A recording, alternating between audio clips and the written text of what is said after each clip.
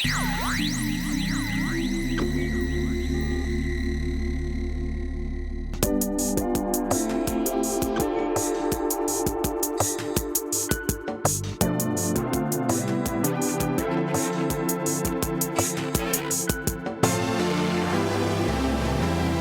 and welcome to a special edition of Compact Conversations focused on affairs north of the border.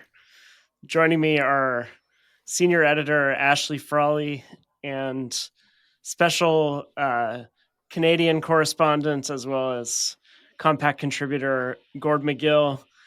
Both are Canadians in exile from the oppressive regime of Justin Trudeau, joining us from, in Gord's case, relatively near exile. You know, you're sort of like the Dalai Lama in Nepal or something. In Ashley's case, somewhat farther afield. It's funny you mentioned the Dalai Lama because I live in Ithaca, New York, or about 8 miles south of it. And there's a Tibetan Buddhist monastery on the same road I drive into town every day. And it is the site of a library that has been chosen by none other than the Dalai Lama himself to be the repository of all of his writings. A presidential library, as it were. And it is likewise in exile, just as I am, in the exact same spot.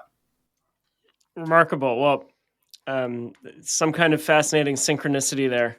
So we're here to discuss an urgent matter, which is President-elect Donald Trump's apparent impending annexation of Canada and conversion of it into the 51st state, or perhaps a number of different states. So this first came on the agenda when the aforementioned Prime Minister Justin Trudeau made a hurried visit to Mar-a-Lago in the face of threatened tariffs should he not succeed at sealing the border and keeping America safe from the rampaging barbarians who live to our north. And in any case, in a follow-up tweet, I believe Trump referred to him not as Prime Minister Trudeau, but as Governor Trudeau. And a series of similar, public statements of Trump have followed. So I ask both of you, what do we make of this situation and what it portends for the future of North America and relations between Canada and the United States? Right. So I want to engage the stereotypical and not altogether unworthy Canadian politeness and say ladies first and demur to Ashley, whose kin were born fairly closely to where mine are in Sudbury, Ontario. Yeah, it's been kind of funny listening to some of and reading some of the commentary about this, because if you talk to sort of the man on the street and people are saying, it's a joke. And you can tell, like, for the gruffness of the voice, it's clearly like a working class person. And then you get to the people who are a little bit more refined and say, well, this is very scary. This is something we need to take very seriously. But on the one hand, it's a bit like the same kind of trolling that is very much part of Trump's whole style and people who follow Trump.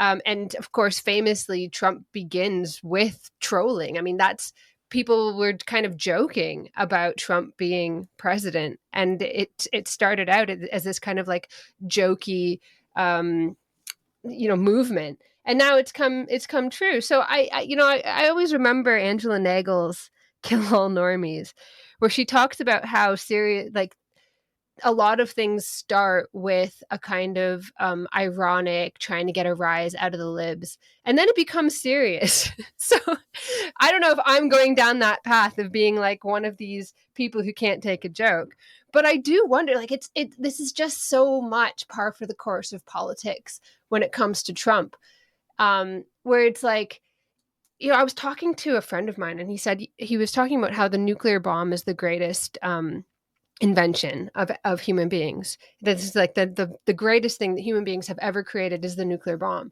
because it means that we can never ever have another world war. It means that we will always have to sit down to the bargaining table. And I was like, yeah, it was the greatest invention of mankind when we, in the era of like the great statesmen. We are not in the era of the great statesmen anymore. So it's kind of like, I don't know, anything could happen. Anything. It's so a part of me wants to kind of laugh and say, oh, here he is trolling the libs. And on the other hand, I'm like, I don't even know, man. Like, is he just flying by the seat of his pants here? He'd be like, yeah, we don't even annex countries anymore. I can't do it. Everyone can do a Trump impression. I can't do a Trump impression. But let's just picture a very good Trump impression. We don't annex countries anymore. Well, let's annex Canada, And and I was sort of like thinking to myself, like, maybe this is the last time I go to Canada to see my family. Maybe next time it'll be the 51st state and we'll have a new governor. Who knows?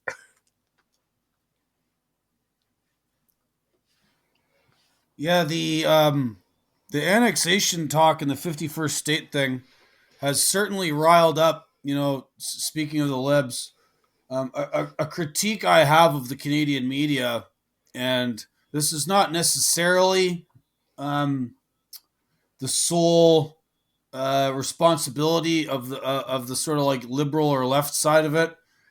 This filters across most Canadian mainstream media and has for years, is that like Canada has this relationship with the United States that's sort of bipolar. We're raised, Ashley can confirm this. We are raised in an environment where Canadian kids and into adulthood are taught that, those dastardly Americans, they don't have socialized medicine. Everybody down there has guns. They're savages. Unless there's a Democratic president in power, and then Americans are our friends, and we should like help them with the State Department and spreading rainbow flag stuff all over the world, and Americans are good, depending on who the president is. And part of that is in tune with this like insularity, right? Like we're always like looking at our naval lint, because we are the junior partner here, right? Like the United States, for good or for ill, is like 10 times the size of Canada in population. It's got the military, it's got all the things, and we are but 10% of it. And one of the statements Trump made in one of his like truth social, what do you call those, truths or tweets, or he said something to the tune of like, we subsidize Canada to like $100 billion. And everyone took that to like mean economics. And I don't think Trump meant that. I meant that like, much like Trump has criticized other members of NATO for not pulling their weight with the sort of, bargain of being in NATO and defending everybody that's a member of it. Canada has ridden on the coattails of the United States, right? Like, we live in Fortress North America, and most of the heavy lifting on defending that is the United States Navy, NORAD, which Canada is a smaller partner of, and the United States Air Force, and the sort of like, the behemoth that's the United States military. But, people forget that. And then they like, what do you mean by $100 billion in subsidies? Because he was talking about tariffs. But again, it's Trump. Has anyone like figured out by now that like you have to sort of dig beneath what he's saying to get at what he's actually saying? And Geoff mentioned this earlier. Trudeau was called down to Mar-a-Lago, and he famously flew down there, spent one night, and flew back the next day, and he basically had to kiss the ring. The United States government is keenly aware of the failures of the Justin Trudeau administration and where those failures are a threat to United States interests. Canada has done nothing about the fact that the Chinese Communist Party is up in our politics. It's been revealed by CSIS, the Canadian Security and Intelligence Services, whom are the Canadian equivalent of the CIA, that Chinese Communist Party has been infiltrating Canadian politics since at least the Mulroney administration, which is mid-1980s. And they have proof that the Chinese Communist Party directly interfered in the last 2 Canadian federal elections.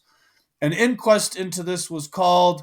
The justice who sat over it was a Trudeau appointee. Nothing came of it, right?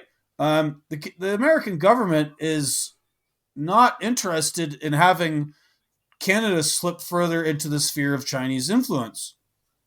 Another problem Canada has is we are not controlling what heads south across the American border. Now, the American border is also the responsibility of the Americans, but between Trudeau and the Biden administration, there's a mutual apathy towards immigration and or actually an encouragement of mass migration from the third world. And I mean, this is why Trump got reelected, because he said he's going to put a stop to it.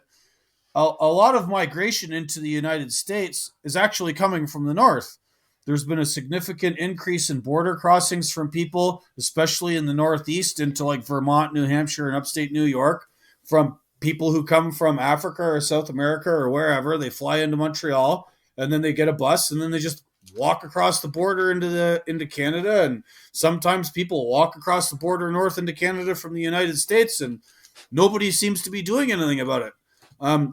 Trump's trolling of Trudeau is to get the Canadian government to actually govern like adults, right?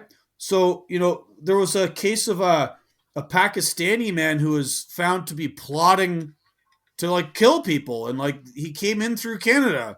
And then there's this problem with fentanyl being manufactured in British Columbia by Chinese gangs and Indian gangs. Recently, the largest fentanyl production facility ever discovered in Canada was found in BC. Like, the Trump administration and his people are paying attention to this. They're not stupid. The American media might not pay much attention to Canada, but like Trump is, and what he's trying to do through all of this trolling and this 51st state nonsense is to get the Canadian government to actually govern. But it's not just a matter of getting the Canadian government to actually govern. It's not necessarily that they are just sort of not realizing what they're doing.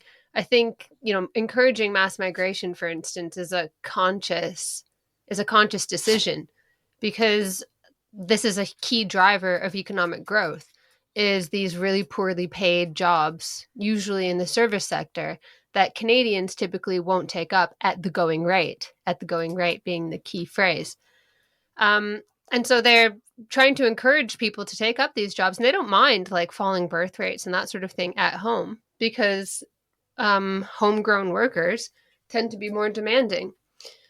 So this is a conscious policy on their part that is running up against the will of the population, and in particular, the will of at least people who support Trump and people who want to push back against the pushing of migration as a key form of growth. So there's sort of deeper contradictions and deeper issues happening. But I do think that one of the issues that that this has brought up is that a lot of what a lot of the relationship between the United States and Canada has been taken for granted. And you were talking about what it's like to be a school child in Canada. And I do remember, learning about how great it is that we have the biggest sort of peaceful border, I think it was, in the entire world. Maybe I wasn't paying attention in that particular lesson, but it was something like that.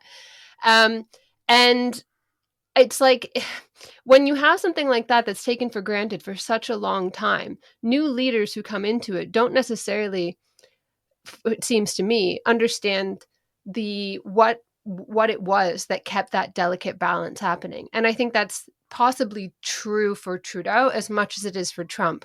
And that's part of the reason why I find some of this bluster a little bit scary, because we're not in the era of the great statesman. Trudeau is not a great statesman. Trump, I'm afraid, is not a great statesman.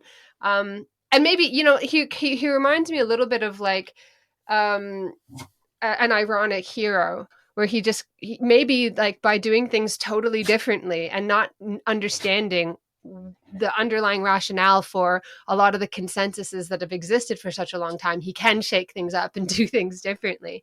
But on the other hand, can upset delicate balances that had a reason that nobody remembers anymore. And this is the tricky thing. This is the concerning thing about the sort of constant rollover and change of governments, and the fact that that people who are governing seem to be so self-interested, so and lack so much historical knowledge and so much so much of what it used to take to be a statesman.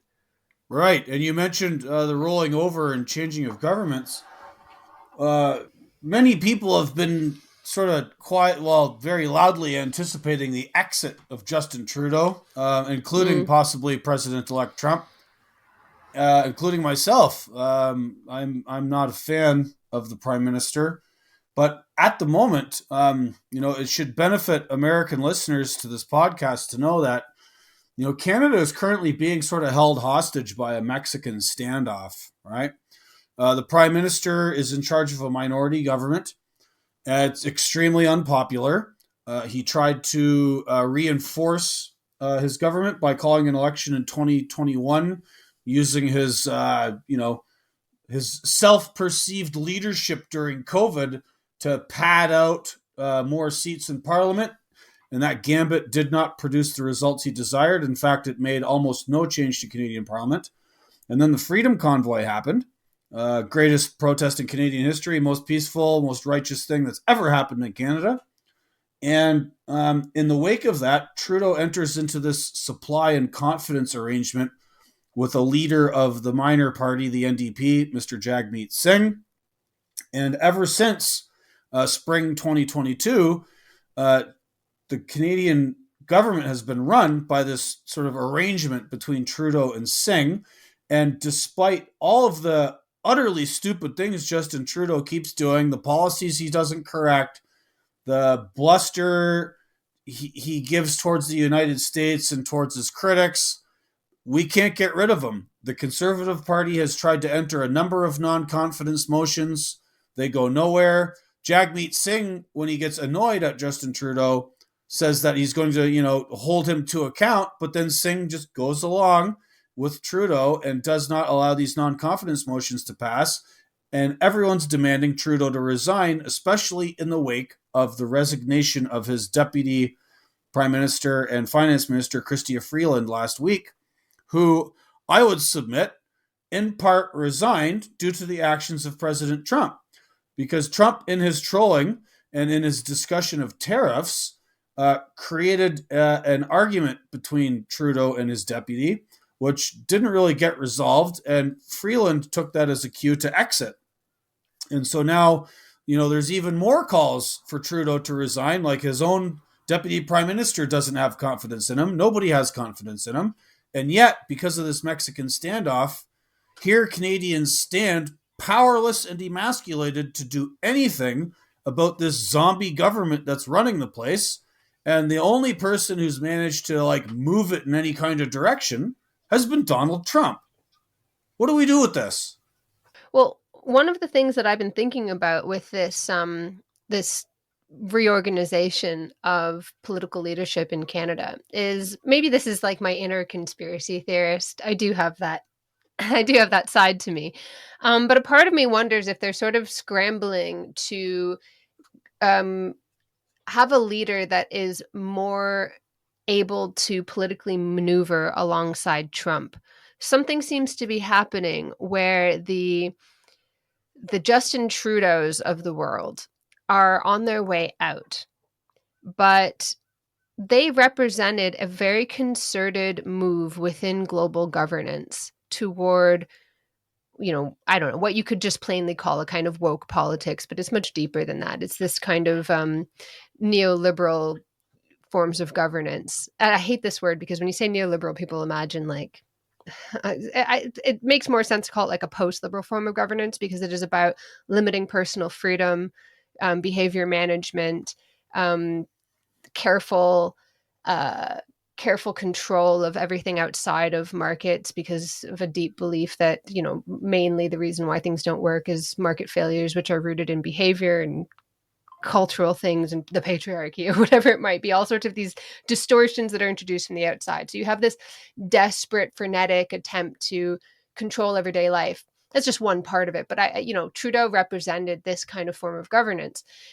And, obviously, New Zealand was part of this. And this is just a very common way of spreading an idea. You have a kind of central idea about how things should work, a new big political idea, and you gather up young future leaders and you enlist them in the cause. And Trudeau obviously was part of that. And now this seems to be on its way out. But I don't think the desires that underlie a leader like Trudeau simply disappear. And I'm wondering if it seems like, the first time around with Trump, everyone was scrambling and freaking out and like, this is the end of the world. Jackboots will be on the streets. It's, this is fascism come to life. And this time it seems like more of a calm reception. Like, I don't want to say like those in charge of global governance, but like there's like somebody sort of pulling the puppet strings. But of course, like, organizations that are deeply involved in the governance strategies and in developing governance strategies obviously are developing a governance strategy around Trump. And I'm wondering, maybe this is too conspiratorial, but is what's happening in Canada part of that? Will we see a new form of post-liberal governance that's maybe more gruff, that plays ball with Trump? I was reading a paper a while back about, two forms of neoliberalism. You can have the feminized version, which is like all about female leadership and, empowering women and all this stuff. Is sort of like neoliberal feminism kind of thing, but bigger than that. But you can also have a more traditional form that's associated with Erdogan in Turkey. And I'm wondering if perhaps that's what we are getting now. Maybe that's what we're moving toward. It's this. Maybe we're getting the same thing in a different guise. People are sort of politics will maneuver to take into account the Trumps of the world. I don't know. Is that too conspiratorial? Yeah, it does strike me Trudeau as sort of he seemed. I remember seeing him in the late 2010s as kind of this last-ditch effort to revive this particular type of figure we associate with Obama, but also with somebody like David Cameron in the UK, and briefly with also Nick Clegg in the UK. These sort of figures who are supposed to represent some sort of new form of pragmatic centrist leadership that was nevertheless could be seen as inspirational in some vague, generic way, and who would essentially give a new face to the what Ashley was describing as the global governance class. And it seemed to me clearly that and I remember Trudeau being like among my sort of Trump deranged friends and associates. Like he did get brought up a lot in the late 2010s as like as a sort of anti-Trump figure. Now it's interesting to compare him here to someone like Macron, who I think was another sort of contender for this title, but took a somewhat different track. I mean, it's interesting to note that both of them, Gord described Trudeau's kind of gambit to try to expand his mandate, which failed. The same, Macron tried to do the same thing in attempting to fend off the Le Pen populists in France. So, I mean, these two figures, they're both sort of like photogenic and have a certain appeal, that they're good like face men. For the establishment to try to, or they seemed like they were at one point. I think they're increasingly unable to project that in various ways. But but Macron was already a somewhat different figure. He actually like maintained more cordial relations with Trump, right? And this is often noted, and kind of tried to split the difference between sort of a more kind of technocratic type of governance and certain kinds of populist and even nationalist appeals. He did try to kind of play into a certain, the French version of anti-wokeness, which could be tied to a certain type of French, Republican nationalism. So, I think Trudeau just sort of was the easier figure, particularly for, from the American perspective. He just like had this kind of, he seemed sort of aspirationally cosmopolitan, although ironically, his various black and brown face scandals have an interesting role to play in that. But very much a man of his generation. Yes, and but he had that kind of, he was somebody who people in a certain milieu in the U.S. could look at and see as like an aspirational type of leader and a sort of Obama type figure. And so I think his waning is the sign that, he really was kind of the last figure of this generation of people who, tried and failed to kind of shore up the sort of mode of governance that Ashley was describing. And so I think with his demise, we are seeing a new, that there will be new contenders, right? The underlying structures aren't going away. So the question is whether they can find some way to accommodate themselves to different kind of, cultural inclinations and political moods, or whether the conflict just runs too deep. So I don't know. I mean, I feel like I'm in a sense just repeating Ashley here with a few further impressions of like what Trudeau seemed to represent, especially for a certain type of American, who saw him as a sort of bulwark against Trumpism, and like his kind of kissing the ring at Mar-a-Lago really was a representative sort of capitulation. Right. In Canada, the establishment and the sort of, media sycophants around Trudeau, which is all of them, because let us not forget that the Canadian media have been beneficiaries of extremely large subsidies on the part of the Canadian taxpayer to keep themselves afloat since before COVID. This started in 2019. So most mainstream media institutions in Canada are effectively wards of the state, and they are not going to bite the hand that feeds, right? And so Trudeau, this having to go to Mar-a-Lago and kiss the ring, like it just the media in Canada have tried to scare everybody. Ooh, we're going to import Trumpism, and Pierre Poilievre, the Canadian Conservative Party leader, is bringing, far right stuff to Canada, and the Freedom Convoy are all far right nationalists. But what has actually come to Canadian governance? If you actually look at what they've done, we have a major problem with the Canadian judiciary, essentially blocking off any inquest into what happened during COVID. There's been a number of charter challenges and court cases brought against the government regards their actions during COVID. Often those cases were dismissed or not. The judiciary just said, we're not going to hear this. The current head of the Supreme Court of Canada, a guy named Richard Wagner, and it's hilarious. They always do this in Quebec. They never do it on English media. So Wagner goes on some radio station in Quebec and says that, the Canadian government should have used all forces at its disposal to crush the Freedom Convoy. It's anarchy. Hold on a second, dude. You're a judge. You're the big cheese judge of the highest court in Canada. You're actually not supposed to comment on this unless it's a case before you. You're basically telling the government that they should abrogate Canadians' charter-protected freedoms to expression? Hold on a minute. And the previous justice, the first and longest female to head the Canadian Supreme Court, Beverly McLaughlin, said much the same thing. So there's this problem with judicial activism coming to Canada, right?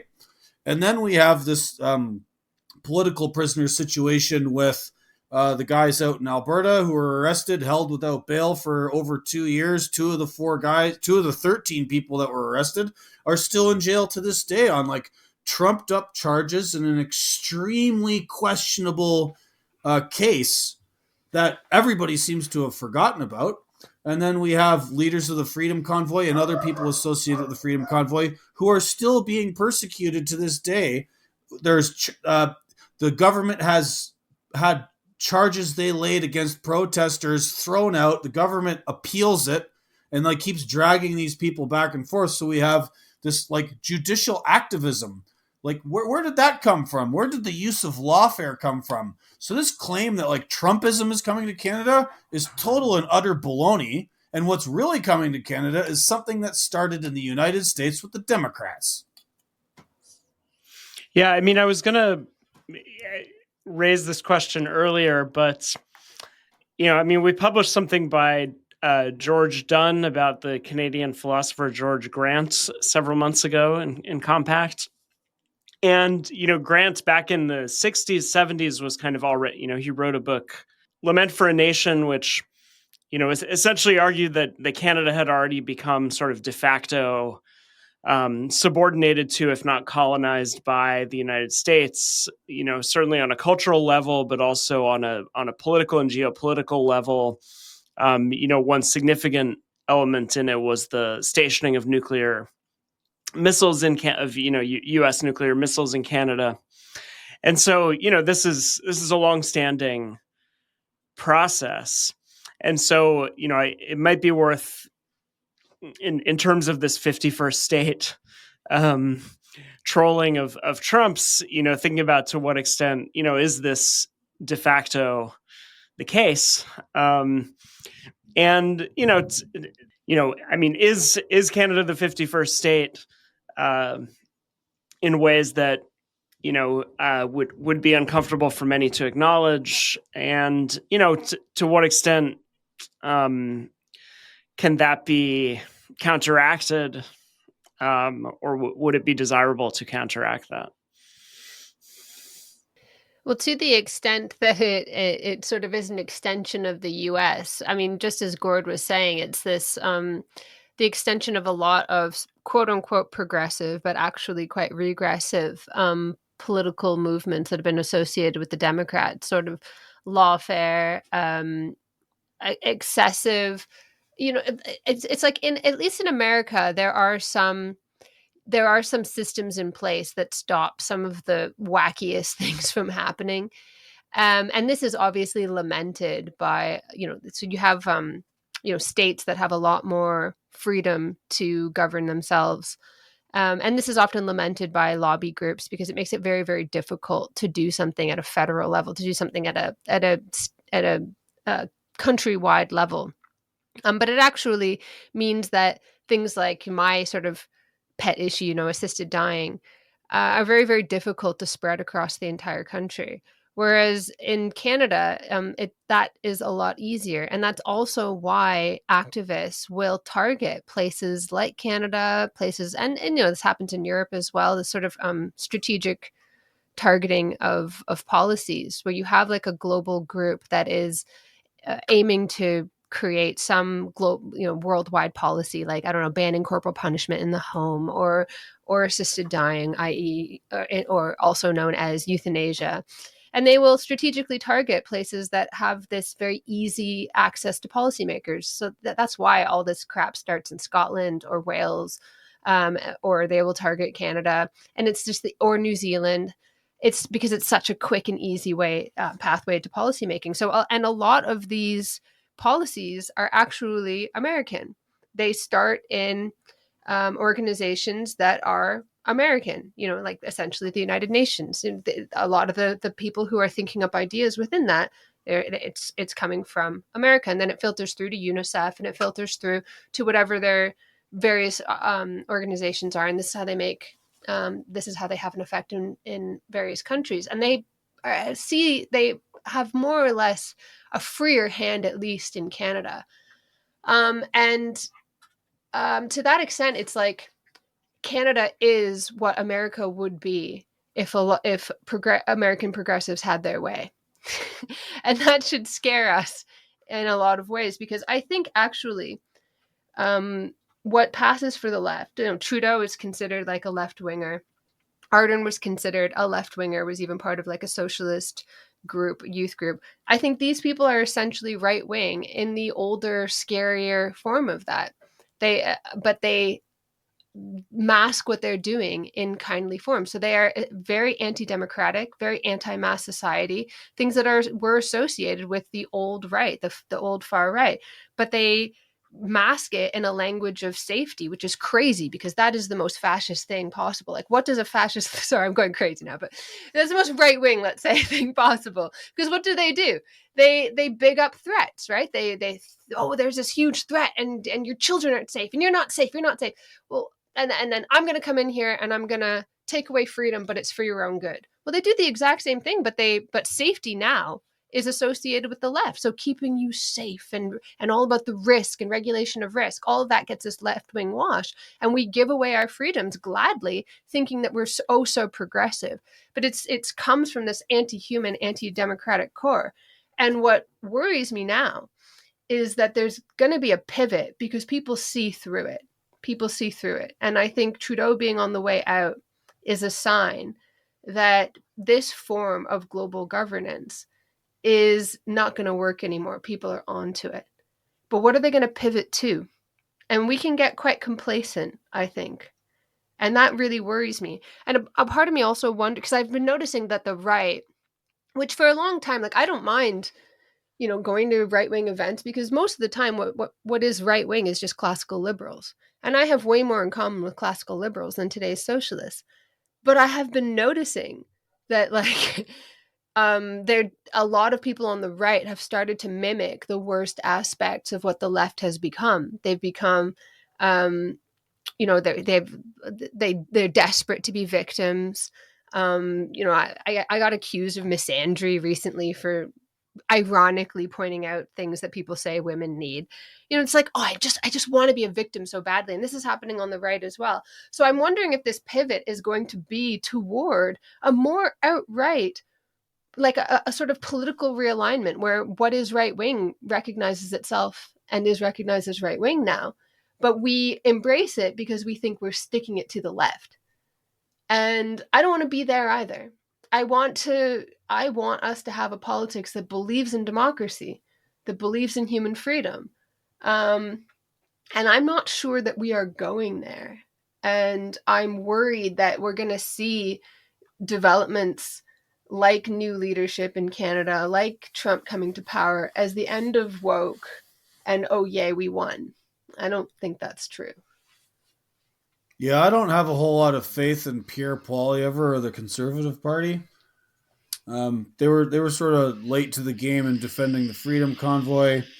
Poilievre, is fully behind the sort of UN Pact on Migration and doesn't seem to mind, tons of people moving to Canada, even though we have like the highest real estate prices in the world and no services and all these scams with these like labor market impact assessments and temporary visas for students and workers. And then when the visas run out, these temporary workers and students demand extensions, and we should be allowed to stay in Canada. And it's like, do y'all forget what temporary means?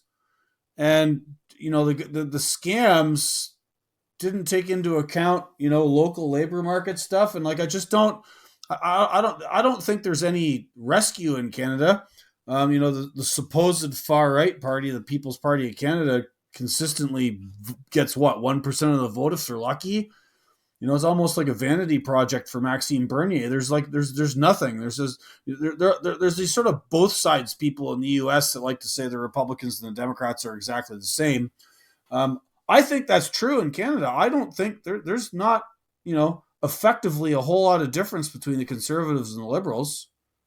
I just don't see it. And so what? Okay, cool. Yeah, I want to see Trudeau gone when he runs out the clock in October of 2025. But then what comes next? I'm with you, Ashley, but I just don't know. Like, what's in store for the future of Canadian governance? And This is, and I think Trump realizes that too at this 51st state talk. Like, if you look at this from the outside and understand what's actually going on, not that I'm saying I agree that Canada should become the 51st state. I think the Canadian people and, the historical Canadian identity is the thing, and people that have been discussing that online have a point. But who else, right? Like, there's no adults in the room in Canada. There's none. Zero. And what do we do with that? Maybe this is more questions than answers, but like, I don't have any faith in anybody back home to deal with any of this. No, neither do I. And this is what I was saying before, the sort of evacuation of the statesman from politics. What politics now reminds me of student politics. Like, a lot of people who are going into it, I mean, they come straight from being students. They go into it and they maintain their a lot of the same kinds of stances that they would have had. And I think a lot of this reflects a lot of the fact that our political movements, people who are politicized, are often youthful. They're often youthful, and they lack that kind of, and this is a product of a culture that is, loves to say, oh, the children are the future, the children are the future. So like, the younger the leader, we're like, oh, yay, we fawn over them. But this also means that they lack experience, they lack historical awareness. They're tend to be, I have noticed, at least in the UK, extraordinarily self-interested, which, I mean, obviously that's nothing new to a certain extent. But when I say self-interested, I mean, like, are you just building your CV here? Like, that was the feeling I got during the Conservative leadership race in the UK. I was like, oh, come on, everybody gets a turn. Everybody gets a turn. You want to put that on your CV, get your time in, and then go off to the after dinner circuit, make your money, go back into banking, go back into, go into your lobby groups and your organizations, a sort of like revolving door of these people. And that's it. That's what politics has become. And, in that situation, when things are getting really serious as well, we've got ratcheting up of global conflicts, we've got impending economic doom, or to put more kindly, sort of maybe a downturn. And the people in power seem to be totally unable to think about or think deeply about the problems that face us, except in terms of bad people doing bad things. And this gets a right-wing wash. Those darn people, let's get them out of power. And then it gets a left-wing wash, which is like, oh, those evil people that want to kill people and are mean and want to kill poor people and want to cut welfare. And there's just like a complete absence of deeper thinking about systems or philosophy, having a political philosophy or principles or anything like that. So, but but then of course a part of me wants to believe that, when I see all of this maneuvering, and this is the core of conspiracy theory as well, is like, it's almost like people who are conspiratorial are more hopeful than anyone else, because at least they think someone knows what's going on, and there's a conspiracy that will that is directing things, as opposed to like just idiots who are doing student politics and running our entire like global and have the nuclear codes. I mean, that's more terrifying, I think, than the idea that there's some conspiracy. So I myself kind of oscillate between these positions, where I'm terrified on the one hand that our world leaders are idiots. And on the other hand, I am terrified that they're not. That a lot of this sort of maneuvering maybe is to gain a better position. But I think, I think, perhaps what they're doing here, they're trying to normalize Trump. They're trying to engage with Trump. They're trying to play his game, get what they want by making Trump think that he's getting what he wants. That seems to be what they're doing. And I mean, to a certain extent, that's intelligent strategy. And I think that's a lot more comforting than, but I mean, it could be sort of short-term intelligent strategy among people who are otherwise lost. And I think that's probably the correct appraisal of the situation, that this is kind of what's happening. So what's in store for Canada? I mean, I think there's going to be a pivot, but what's the pivot going to be to? I think the same kinds of policies, because we don't really have any other way of understanding why things go wrong. so that we will still have this sort of like deep contempt for democracy, because there isn't any other way of making sense of things except people just stubbornly and consistently choosing wrong, and therefore the need to guide people's choices to do the quote unquote right thing, not recognizing that when truckers, for instance, block roadways, they're doing it because they are recognizing that something cannot go on in their lives, that this cannot continue, that they are breaking under like mass surveillance and that sort of thing. They just think, oh, why are they doing? Don't they understand this must happen? Don't they understand the world has to carry on in this particular way? So I think we may see a continuation of business as usual, but through a different frame, maybe a more gruff, Trump-esque framing to try and go with the exasperation on the part of the electorate for that paternalistic, kindly neoliberalism that was the order of the day. But I don't think that we will see any kind of fundamental change. I think it'll be the same thing, but a pivot to like, okay, well, how do we do this in the world of Trump? Gord, I know you have to go in a minute. Final thoughts? Yeah, everybody settle down. It's just Trump. That's how he trolls. I did a little mini tweet thread on this. It was sort of a throwaway thing. I just kind of like blasted it out over like 2 minutes. There was nothing like deeply insightful or revelatory about it, but it's now got like over, I don't know, 7,000 or 8,000 likes and 1,000 retweets and 600K views. And all I said was what I said here. Like, this is Trump. We've been dealing with this guy in politics since 2016. This is how he talks. He's not going to make Justin Trudeau the governor. He's not going to make Canada officially the 51st state.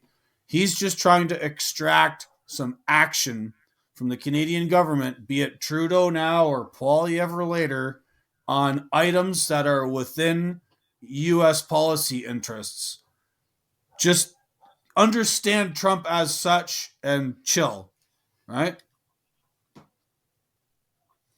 Yeah, I think those in power are probably thinking along similar lines. They've seen him in action. They know that most of what he says is he needs to be able to frame whatever he's doing as a win for him. And I think that is probably the opportunity that is being presented to at least the Canadian government at the moment.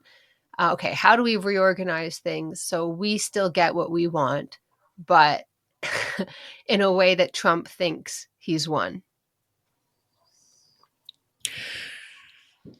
Good place to leave it. So, final question, which I think will ultimately determine whether Canada actually is the 51st state already or not, which is, do you folks in Canada say Merry Christmas or Happy Christmas? What? I thought only British people said Happy Christmas. Oh, I don't know. Merry Christmas. I thought maybe you were so you say Merry Christmas, but I don't know. I mean, I wonder to what extent that's proof of your, having been subjugated to the United States for so long that you don't even remember the halcyon days when you said Happy Christmas as true British subjects would. En français, Joyeux Noël. There we go. Joyeux Noël. No, we have a Merry Christmas while sitting on the Chesterfield and spelling labor with a U. I mean, we're clearly North Americans. That's the way things should be, don't you? Yeah. Nice. Okay, well, Merry Christmas and Happy Christmas to our listeners in the UK. And thanks so much. Always a pleasure to talk to you both. Thank you. Thank you, Geoff and Ashley. Merry Christmas and Happy New Year to everyone. To you too.